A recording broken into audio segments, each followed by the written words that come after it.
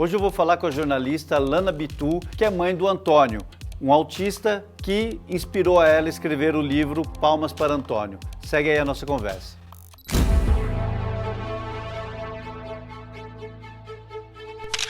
Lana, você escreveu um livro sobre o teu filho Antônio, né? Sim. Você escreveu porque você sabe escrever, você é jornalista, mas você escreveu porque você é a mãe do Antônio.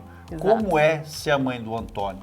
A mãe do Antônio eu acho que é uma versão potencializada de toda mãe, André. Ou seja, é um ajuste permanente de expectativas. Algumas desafiadoras, que é difícil você aceitar certas coisas, e ao mesmo tempo que em algum momento é desafiador, no momento seguinte vira algo muito bom, quando você descobre que, cara, isso tem um lado positivo. Então eu acho que isso permeia qualquer relação de mãe e filho. Ajuste de expectativa e surpresas. Mas quando você tem um filho com uma síndrome qualquer, e no caso do Antônio, transtorno do espectro autista, ele é autista, isso se torna mais evidente e mais condensado, mais eminente, sabe? Então, para mim é isso. Ser mãe do Antônio é um permanente ajuste de expectativa e de você realmente aceitar. Eu brinco que com o Antônio meu dia virou um dia de cada vez. Sabe assim?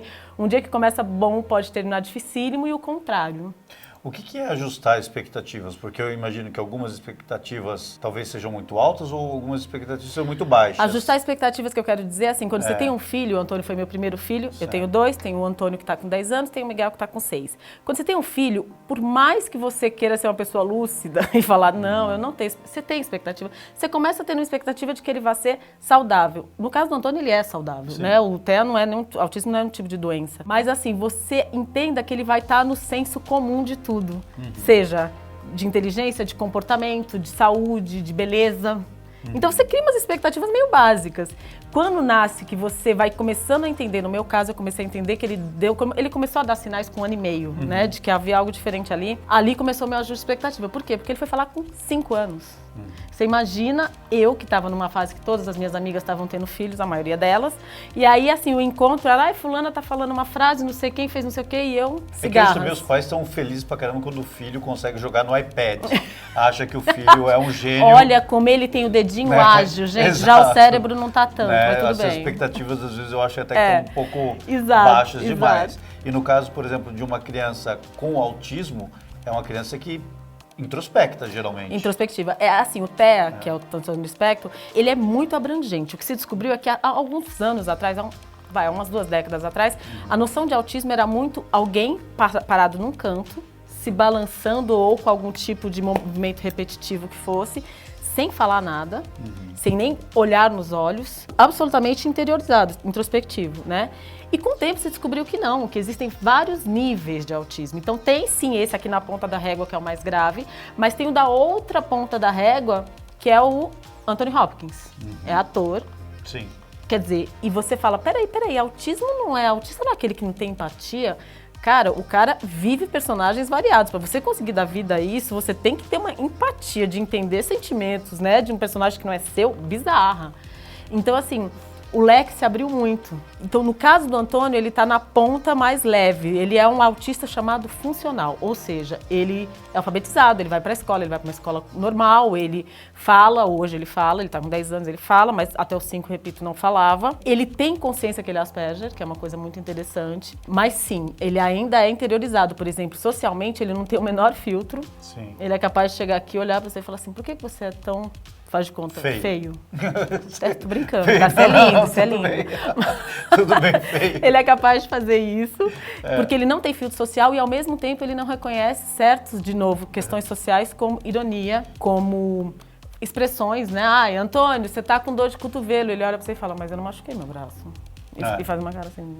Que dor de cotovelo ele não vai conseguir ligar com... Jamais. Né, agora, se eu explicar pra ela... Não, então, é uma expressão que se diz por causa disso, e ainda assim ele vai olhar pra falar assim, nada a ver. Muito provavelmente ele vai falar assim, nada a ver. Ele não vai conseguir ligar. E como é que é, por exemplo, como foi pra você, então, aí como mãe, começar a descobrir, porque eu como pai, quando meus filhos eram crianças, e eu, qualquer coisinha, qualquer arranhão, eu já sentia uma fissura na minha carne, né? Mas é. E como é que você foi lidando com isso? E você não só lidou bem com isso, mas também como escreveu um livro, né? Sobre... Eu acho assim, são vários momentos que sucedem. O primeiro, quando eu comecei a perceber, eu levei um tempo para exteriorizar. É óbvio, comecei a perceber, primeira coisa, Google, digitei, bateu, já... Tudo que eu tentava incidia para site de autismo. Eu comentava isso com o Paulo, que é o pai das crianças, que é meu marido, tal. Eu falava, Zé, eu acho que tem aqui uma questão. Mas eu também, quando lia sobre isso, falava, precisa de um acompanhamento. O diagnóstico não é tão simples e imediato. Teoricamente, são acho que 28 itens que você tica. E aí, teoricamente, durante o tempo existiu que se tiver 14 ou mais itens dessa lista, é autista. Seria uma coisa matemática que hoje já não vale tanto, porque é tão subjetivo você conseguir cravar um diagnóstico. Para mim teve um momento meu, André, teve um momento muito meu de, caraca, o que vem? O medo do desconhecido, e havia uma autopreservação, que eu cito isso no livro, num primeiro momento, minha. Eu alternava, eu não, durante um tempo eu me isolei porque eu não queria conviver, porque eu tinha raiva, inveja, vergonha, autopiedade. Eu tinha os piores sentimentos, aquele que ninguém nomeia. Eu sentia vendo as outras crianças numa evolução e eu falava, cara, eu tinha até um medo que eu falava, será que é burro? Eu tinha mesmo, assim, eram coisas que eu me perguntava. Eu levei um tempo para conseguir remediar minimamente a minha fissura inicial. Depois vem a fissura por ele, que é tipo, o que ele vai enfrentar na vida? O que vai ser dele? Quais vão ser os desafios? Será que o Antônio vai ter autonomia? Será que o Antônio vai conseguir viver sozinho? E aí é muito engraçado que você vai descobrindo que a autonomia... Quem é autônomo mesmo? Que garantia você tem que os seus vão ser? Ou que eu tenho que o Miguel, que tem 6 anos, que não tem autismo, vai ser autônomo. Aí você começa a entender certas subjetividades. O que me ajudou muito é que eu acho assim, primeiro, eu tenho um humor que é muito pragmático. E eu sou pragmática. Eu brinco que no livro também cito isso, eu sou filha de nordestino. Nordestino é uma raça que fala, meu amor, só chora se doer muito, tá? Então não vem chorar por besteira, não. E aí eu muito rapidamente entendia que, cara, não adianta eu também ficar aqui sofrendo, me dilacerando, porque eu só vou sofrer e eu não resolvo efetivamente nada. E aí eu acho que comecei a ter uma certa consciência de que é um exercício de humildade, você entender que não é no teu ritmo, não é no teu desejo. As coisas vão indo. Dei muita sorte de encontrar pessoas pelo caminho, profissionais especificamente, de ter a condição de estar com eles, porque é outra questão severa, grana, né? De conseguir ir proporcionando ao Antônio coisas que eu ia vendo as melhoras dele. Isso ajuda demais nas fissuras. E onde que, por exemplo, de que forma, por exemplo, o jornalismo serviu para você? Agora falando sobre o jornalismo, como você observar o teu filho, buscar informação, fazer, anotar muito engraçado. E voltar. De que forma o jornalismo... Eu andei em redação por 25 anos, né? E uma das redações que eu dirigi era Sou Mais Eu, que era uma revista que não existe mais, que ela contava histórias de pessoas, histórias fantásticas de pessoas anônimas. Então eu ouvi muita história pela vida. E o jornalista é um ouvidor de histórias / contador, né? E quando você ouve atentamente, você aprende muito, cara. Porque você entende como fulano reagiu a tua coisa, ou Beltrano a outra coisa. Então, sem querer que eu digo inconscientemente, eu acho que eu formei um repertório, uma biblioteca interna de histórias que eu ia... Em algum momento eu pegava e falava, eu vou sofrer por isso. Eu lembrava da Tatiana, que é uma menina que eu entrevistei, que ficou tetraplégica com 15 anos e que com 17, tetraplégica, estava prestando vestibular para psicologia. Sabe, assim, você vai... E aí ali a autopiedade não existia. Sim. E eu lembro que falava, cara, a Tati, aquela... Sabe? E aí você vai usando. Então o jornalismo me ajudou muito nisso, num repertório emocional, crítico, e também na busca de informação pertinente, porque, cara, vivemos num mundo em que entra pela tua telinha as coisas mais bizarras do mundo, né? Passa alho no pé do menino que ele melhora. Tô inventando. Mas assim, tipo, sabe, sapinho, né, benzedeira. Exato, bota um tijolo, uma tartaruga embaixo da cama que o autismo passa pra ela. Você acho ouviu que isso? não vi. Mas assim, se você vai lendo, e aí já de cara o jornalismo me ajudou muito nisso, a ser criteriosa na minha fonte, vamos dizer. Sabe, assim, te dá uma malícia de você conversar com o especialista, porque também tem muito isso. Doutor com carimbinho Harvard, que começa assim, você fala, meu amigo, pra cima de Moá, e não é que ele não tenha repertório. Sim. Tem, mas ele simplesmente dentro da sua fama mecanizou e esquece de analisar um ser humano. Ele não. E eu cito, no caso, um dos caras renomados da América Latina, Eu levei ele a um neuro e ele olhou pra mim e falou assim, depois de 2 horas, o Antônio falou, eu rasgo meu diploma se esse menino for autista. Eu brinco que eu devia mandar uma picadora de papel pra ele, né? O cara velho, assim. É. E ali você vai criando um discernimento. Então eu acho que o jornalismo me ajudou muito nessas duas coisas. E o Antônio hoje, quem é o Antônio? Né? Quem é o Antônio dentro do mundo que você observa? Tá, o Antônio ele tá com 10 anos, como eu já disse, o Antônio fala. Ele ainda tem uma forma de se comunicar, tanto fisicamente quanto verbalmente, diferente. Até porque ele tem um gap de 5 anos, né? Enquanto os outros começaram... 5 não, 4. Porque os outros começaram a falar com 1, ele começou com 5. Então, às vezes, faltam vocabulários básicos. Mas o que eu noto dele é que, assim, ele tem uma consciência do mundo que o cerca total. Ele sabe tudo que está acontecendo, ele frequenta uma escola normal, ele está na série normal, ele não tem nenhum tipo de auxiliar na escola, sabe? Ele entende a matéria como os outros meninos. Sim. Mas, devido ao Asperger, ao autismo, ele tem outros códigos, tanto de entendimento, quanto de o que ele faz com aquilo que ele entendeu. Então, por exemplo, eu noto que ele sofre muito menos com algumas coisas do que o menino da idade dele. Porque ele é muito assim, isso é isso não, logo é isso. Há uma certa, não é frieza a palavra, mas há uma certa racionalidade emocional e no caso dele, ele realmente nasceu, o Asperger ele tende a nascer com algum tipo de inteligência privilegiada. Matemática, às vezes, enfim. O Antônio nasceu com uma inteligência emocional muito forte.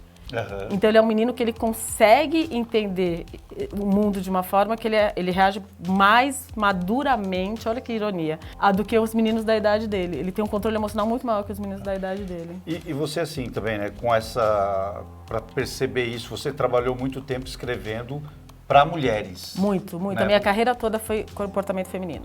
E aí, de repente, você agora, sendo mãe, com essa bagagem, conhecendo história de mulheres, vivendo algo muito próximo de você, o que você diria para as mães hoje? Porque, por exemplo, eu como pai, às vezes eu sinto que é um pouco difícil atravessar, por exemplo, eu vejo que meus filhos têm algumas dificuldades e tem a mãe, e eu falo assim, me deixa ajudar. Me deixa ajudar, mas ao mesmo tempo que exige-se muito do homem, olha, venha nos ajudar, às vezes eu digo, me deixa ajudar, mas eu não tenho espaço para chegar a ajudar. Porque eu acho que a gente tem uma coisa, às vezes, e aí eu até me incluo nisso, hoje muito menos, mas de subestimar. De subestimar a capacidade do teu parceiro, ou do que não seja seu parceiro de vida, mas seu parceiro de filho. Certo, né? No meu caso é isso. Exatamente, é teu parceiro de filho, ele pode não estar sendo seu parceiro de vida, mas de filho. Da capacidade dele e do quanto, mais do que a capacidade, André, é muito importante. O Paulo tem um repertório masculino que, cara, por mais que eu seja a filha mais nova de 2 irmãos mais velhos e seja moleca e tenha uma facilidade, desculpa, não tá em mim aquilo. E é isso que o Antônio precisa ter como aprendizado também e como repertório. Então, o que eu acho que envolve uma confiança. E se você não tem essa confiança, eu diria para as mulheres, sempre pergunto o que eu diria a elas, cara, se você não tem a confiança, pelo menos foca no interesse e na necessidade do seu filho. Se você conseguir fazer isso, você já vai muito soltar a sua mão. Sabe, assim, largar um pouco e falar, cara, é aqui que eu saio. É normal, o Antônio até os 5 anos, ele era muito absoluto comigo. Ai, minha mamãe, né? Porque era eu a pessoa que conseguia traduzir algumas coisas e tal. Mas eu noto que hoje ele tá muito mais próximo do Paulo. E eu acho que é natural esse movimento, sabe? Assim, a gente é muito próximo e tudo. Mas primeiro, galera, não é um campeonato. Uma coisa não exclui outra, né? Exato. Desde, né, quando eu te conheci agora, recentemente, você falou que tem, e você tem, né, um senso de humor que você já falou, que às vezes, né, não sei. Ultrapassa o limite do correto, bastante. E você, talvez, para ter senso de humor, às vezes, assim, a gente precisa ter um certo afastamento. Precisa. Ser capaz de observar de uma certa distância para falar, olha, é ali onde tudo acontece, né? Se vê na terceira pessoa, né? Muito. E aí, e como é que é para você isso? Você tá ali observando isso tudo, como é que é você viver? Que respostas, né? Que reações você tem do mundo desse teu senso de humor? E o livro trata disso, muito, né? O livro tem muito disso, assim. Eu acho que são 2 coisas. É meio que nato em mim isso, eu nasci com esse humor. Meu pai tinha muito dele, eu acho que reforçou na minha criação essa coisa politicamente correta. E aí, quando você tem um filho autista, André, você tem que fazer um exercício desgraçado de se colocar no lugar dele, quando ele não fala até os 5 anos, por exemplo. E aí, de novo, eu tinha que me distanciar das situações para conseguir me pôr no lugar do Antônio e não ficar priorizando os meus sentimentos ou minhas necessidades. Então, o feedback das pessoas. Eu noto que as pessoas a grande maioria se surpreende, ri com muito gosto, quase aliviada, porque eu fiz a piada que ou ela pensou, ou ela nem pensou, porque ela já se, né? Não, isso daí não pode e tal. E aí eu acho que o humor, ele dá uma permissão para outra pessoa ficar à vontade. E que a mensagem embutida, subliminar do humor é, eu tô bem com isso, tá? Tá tudo bem, eu tô bem resolvida com isso. É óbvio que em alguns casos, se extrapolar, você tá, na verdade, jogando poeira para debaixo do tapete. Claro. Calma. Mas, escondendo... Fingindo que não, tá tudo bem, né? Fingindo que tá tudo bem. Mas eu acho que nesse caso, as pessoas, elas costumam reagir muito bem. Às vezes eu falo alguma coisa, sei lá, eu vou te dar um exemplo. Outro dia meu irmão mais velho é santista fanático. E falou pra mim, desde que o Antônio nasceu, uma das preocupações dele é o Antônio ser santista. Então ele leva pra Vila Belmiro, ele faz um esforço, ele dá um uniforme, ele ensina o hino do santo. Eu sou palmeirense, pra mim tá tudo bem, o que o Antônio escolheu na vida, velho, ok. E aí ele ia levar para um jogo em que ele iria entrar com os caras. E meu irmão tava super empolgado com isso. Aí meu irmão me liga e fala, você não sabe, mudou a regra. Eu tinha que ter mandado um e-mail explicando. Eu falei, vacilou, cara, liga. Eu falei, fala que é autista. Aí meu irmão, você não vale nada. Eu falei, não. E era você entendeu, assim, tipo, brincando. Ele falou, você é uma canalha. Como é que você faz isso? Eu falo, cara, relaxa, entendeu? É uma brincadeira. E como é que é hoje, né, das redes sociais? Porque também tem muito, né, as pessoas se expõem nas redes sociais ou recebem críticas pelas redes sociais. Muito. Eu acho que são duas coisas. O livro surge a partir do momento de um post que eu fiz sobre o Antônio. Que ele falou em assembleia na escola, se colocou e é um post que viralizou. É um post que eu tinha feito com meus amigos, contando, porque foi uma história muito legal. Eu nem sou postadeira, eu brinco, eu não sou postadeira de Facebook, mas fiz esse post e pra minha grande surpresa, em dias ele tinha tipo 15 mil visualizações e comentários, 8 mil compartilhamentos, algo assim, não lembro. E foi quando surgiu o convite para fazer o livro. As pessoas do post foram muito receptivas. É engraçado como elas viam no post uma esperança, a efetivação de uma esperança. Não era só uma promessa, era tipo, cara, olha só, um menino que sofria dessa forma, ou que tinha uma limitação X, conseguiu então, aquele menino que eu conheço, aquela menina, filha da minha prima que tem...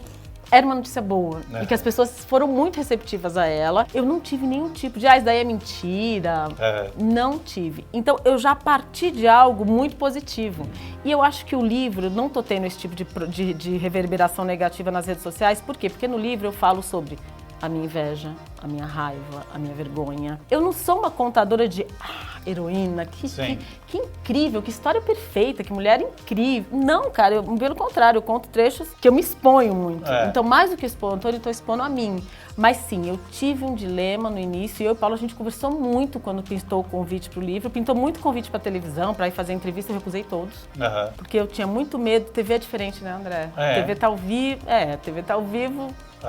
Te jogam ali, de repente você nem quer falar sobre bullying e vira bullying, sabe? A pauta, assim, você fica meio rendida. Mas é um problema, bullying. Como é que você enfrenta bullying, por exemplo? Então, vamos falar disso. Cara, o Antônio já sofreu bullying? O post é sobre isso. O Antônio, na escola, ele estava sofrendo o que eu chamo de estranhamento. E aí, a minha grande discussão com um programa bem famosinho, assim, bem popular, que queria que eu fosse, que elas falaram, não foi bullying. Eu falava, não foi estranhamento. Qual é a diferença entre bullying pra mim, o estranhamento era... Primeiro, são crianças como ele, né? Vamos lembrar disso, né? Ele tinha, na época, 8 anos, as crianças também tinham. Cara, se eu tô aqui e entra alguma coisa diferente, eu olho, você olha, é normal você ter estranhamento. Mas o que eles faziam? Uma parte ficava, você é demente, não sei o quê. Isso é bullying. Eu acho que, na verdade, não havia uma coisa recorrente no intuito de tirar o Antônio da escola, sabe? Assim, tipo de massacrá-lo. Mas tinha hora que vinha um comentário que era dolorido pra ele. Então, esse estranhamento, ele lidou. Eu tenho muito uma coisa que a gente conversava muito, que ele falava pra mim, tá acontecendo isso comigo. Eu falava, tá. Óbvio, quando ele me contava, André, eu imaginava todas as crianças decapitadas. Que faziam, entendeu? Como mãe, Nossa, eu queria matar, eu queria ir lá e arrancar o olho de cada uma delas. É esse o sentimento que se tem. Mas eu falava, Antônio, você precisa de ajuda? E ele era sempre muito, não, eu resolvo. E assim, eu olhava ao redor do cara, continuava adorando ir pra escola, feliz, brincalhão. Pra mim não tá configurado o bullying. Esse moleque, ele tá com uma diferença ali que ele precisa. E aí, quando ele, por conta própria, um dia cuspiram no lanche dele, que aí eu acho que foi o máximo mesmo, que aí foi grave. Mas nesse dia, ele mesmo teve discernimento de falar, grave. Vou eu, na sala da dona da escola, vou falar em assembleia, botou todo mundo em assembleia e ele falou, vocês fazem isso e hoje vai acabar. Porque eu vou explicar por que eu sou assim. Certo. E explicou. Então, assim, o bullying, eu deixo o Antônio consciente que o mundo vai estranhar, mas que faz parte dele se impor e ter autoestima para isso. Mas o bullying existe, no caso, porque, assim, tem crianças que talvez não tenham a força Não, que existe com tudo, né, André? Existe com tudo. Existe porque você é gordinho, porque você é alto, porque você é baixo, porque você... Enfim, existe. A grande questão para mim foi, acho que eu dei uma sorte de conseguir ter preparado a autoestima do Antônio. Não mérito apenas meu. Repito, ele tem uma inteligência emocional muito especial, muito danada. Que aí eu fui dando ferramentas para ele, que assim, tipo, cara, negão, você tem que se defender. Você tem que esclarecer, mas se defender não significa estou sofrendo bullying. Não, é assim, esclarece primeiro. Tá. Porque o esclarecimento tem um poder muito grande. Muitas crianças, a mais feroz de todas, foi pedir desculpa para ele, sozinho. Falou, cara, desculpa. Eu não sabia. Óbvio, não precisava ter uma síndrome para ele legitimizar que aquilo não era legal. Não pode negar também que a gente vive num ambiente que eu não tô, e olha, eu não estou falando do momento. Obrigada. Porque todo mundo fala, não é o momento, né? Isso. Nós vivemos um ambiente que já há muito tempo, as pessoas, até hoje, né? Eu vi algumas pessoas compartilhando algumas fotos do suposto cadáver desse menino de 9 anos que foi morto, que não é, sabe? Mas assim, eu comecei a pensar assim, falei, gente, mas parece que as pessoas estão querendo ser... Ávidas. Né? É isso. Por ódio, uma coisa assim, sabe? De ter raiva. E aí elas parecem até que assim, olha, eu tendo raiva, eu estou sendo bom. Porque eu estou tendo raiva da pessoa correta. Se eu me indigno, se eu estou indignado, isso me legitimiza como pessoa correta. Sentir ódio de um assassino de criança me deixa melhor. Sabe? Eu falei, gente, não é o único caminho no ódio, né? Não é. E aí o que eu acho é assim, no caso do Antônio, na hora em que ele vai lá, porque se você taxa de bullying, imediatamente, André, você criou eles versus nós. Sim. Imediatamente. Há 2 times em campo e são opostos. Se você fala em estranhamento, você ainda deixa uma margem para se há um estranhamento, vamos esclarecer? Sim. Se depois disso perpetuasse a situação em que Antônio vivia, isso, por exemplo, ele não era impedido de entrar em brincadeira, era cruel na hora que explicava a brincadeira, ele na época não entendia muito bem, falava, isso é demente, vai bater palma. A estereotipia dele é bater palma, ele bate palmas para conseguir se equalizar. Aliás, é o título do... Por isso chama Palmas para Antônio. Nesse dia, ele falou, eu vou explicar para vocês porque que eu bato palmas. E quando ele bateu palmas, que ele explicou, todo mundo bateu palmas. Ele foi aplaudido. Então, quer dizer, o menino que estava sofrendo por causa das palmas ganhou palmas. Quer dizer, era uma coisa muito interessante aquela cena. Bom, muito obrigado. Eu que te agradeço. Eu fico super lisonjeado com você, por você ter vindo aqui. Imagina, eu que agradeço a oportunidade. E eu espero conhecer o Antônio logo pessoalmente. Você vai gostar. Obrigado. Obrigada, André.